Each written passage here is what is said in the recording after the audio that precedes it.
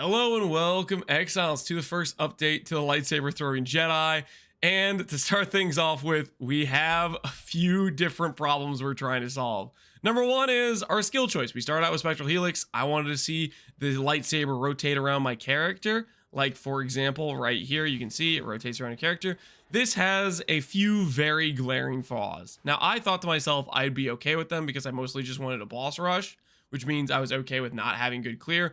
But man, is the clear so painful, it's just not really worth it. Maybe late game, I'll try it again for just only doing boss kills.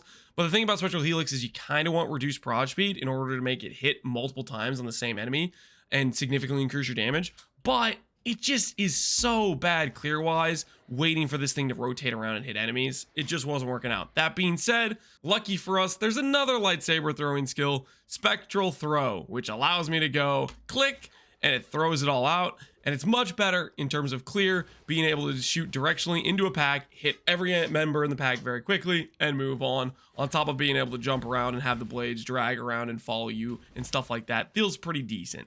Now, that being said, skill choice was maybe problem number one, but there are quite a few other problems, mainly with this character, is defense currently. Our build is centered around strength, Ivory Tower, Shaper's Touch in order to get a good ES pool, which will hard carry the defenses, to be honest with you. And what do I have on my character right now? I have a Ghost Wraith, I have a rare pair of gloves. I do not have that much strength. Our scaling right now is at the very, very early stages, and it's like, how do I put this? It's just not great until you get a lot of those other stats to back it up. Otherwise, you're just kind of like, really squishy. And there's things that scale great when you get more ES. For example, this mastery right here, 5% of your ES is recovered over 1 second when taking a physical hit.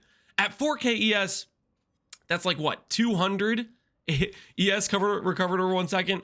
At 20,000 ES, it goes from 200 to 1,000, right? So there's things where the scaling of a lot of your big defensive pieces just collectively goes up in a significant fashion. Like this mastery goes from just being able to negate some of the tiniest physical hits to being able to negate a lot of the medium-sized physical hits as well. And that's a very big difference in feeling when you're talking about like red maps, T17, stuff like that. So to start things off with, I gotta be honest, I think it's too scuffed to do red maps in its current state, which is me just holding an Astramentus, a couple of junk rares, a Crown of Eyes, and Ghost Wraith. So what I'm going to be doing to farm to make money, because the thing is, you don't need to be in red maps to make money. I was planning to just rush straight to T16s. I thought it would be tanky enough, but it's really not, and it's just kind of a bad feeling. I'd rather just have fun while I farm. What I'm going to do is default to one of my favorite strategies in maps, which is, my Atlas is kind of scuffed for it, but I'm going to default to doing some Betrayal. I mean, we do have a decent amount of Atlas points. I did do a lot of map completion, so I'm gonna do Betrayal in combination with, I also want to hunt for a specific unique that I don't believe is on trade yet. It's called Tekrod's Gaze, which is going to help allow this character to go into a crit-based setup. Along with, I'm going to work on crafting some clusters, swapping over Shaper's Touch, Ivory Tower, and I can do all of this and farm fairly efficiently, just doing some chill white maps. Because for Betrayal farming, like something like doing a grab farm, it doesn't matter if you're in a T1 or a T17, the drop is the same.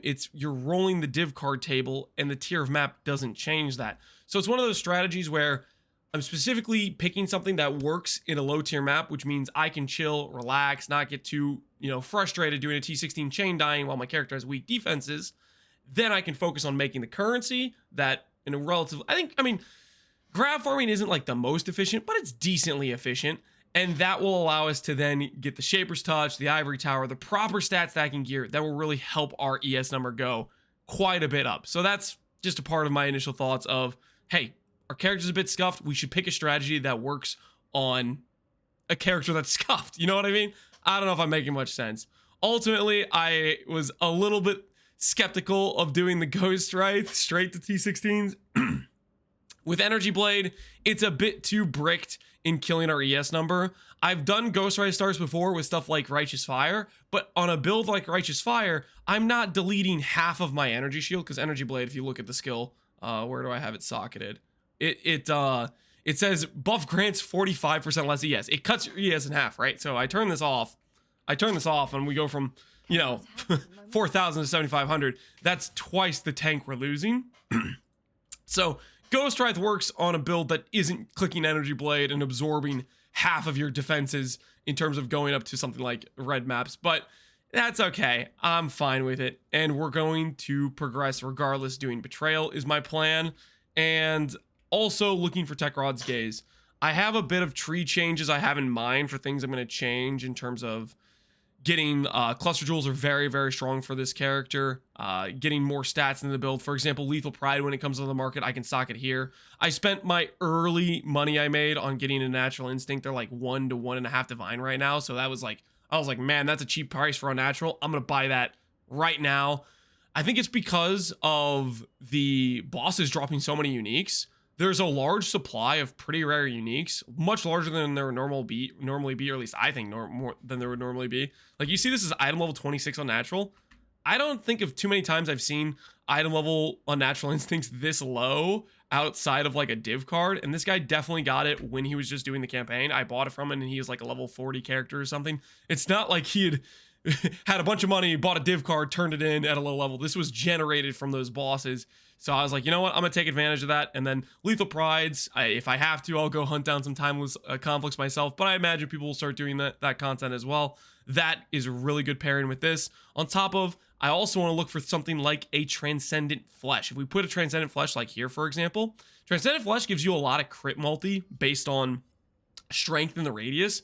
So if you combine a Lethal Pride, which puts strength all over the nodes over here, on top of an Unnatural Instinct, it gets pretty nice in terms of giving you a bunch of strength and giving you a bunch of crit multi. Also, things like Lethal Pride can roll, like, let's say, flat 20 strength here, like on notables, flat 20 strength here, and those would be in range of the Transcendent Flesh. I believe if you have a proper Transcendent Flesh, it's giving like 150 crit multi. It's some ridiculous number that it gives. But that's sort of progression for the character. Right now, we're starting out with Precise Technique just because it's easy to get initial 40% more. But I'd like to go crit with Energy Blade. One of the big differences between Energy Blade and something like Ephemeral Edge is it has a bit more base crit to begin with. So that's one of the things we're going to be looking at as well. So yeah. Anyways, we got some plans we're going for.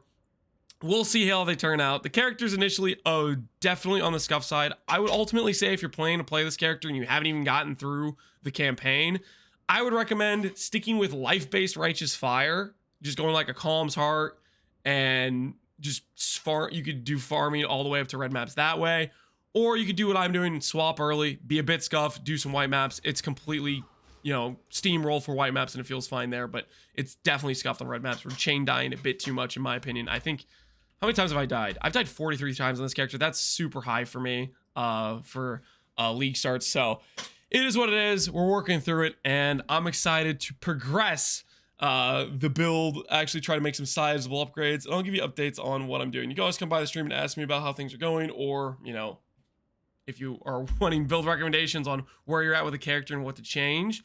Ultimately, I think by tomorrow or the next day, I think we'll be able to get this number probably 8,000 ES. We'll see how that goes. I think that should be pretty doable once we start looking at getting Shaper's Touch and stuff like that. I'm seeing some starting to pop up on the market because people have bum rushed Shapers and whatnot. So we'll see how that goes. Ultimately, I'm pretty excited to see how much we can like spec out and gear up this character. It's a bit scuffed right now, but I have faith in the dream. I can see the light at the end of the tunnel, so to speak. Because right now we're in a tunnel. If normally I wanted to be able to go and straight steamroll red maps, it's just too scuffed for that, and I have to accept that. Yeah. Anyways, that's the update to the character. Hopefully you guys are having fun with Box League. I don't know what everybody's playing right now, but as always, thanks for watching, Exiles. Take care and peace out. Have a good one.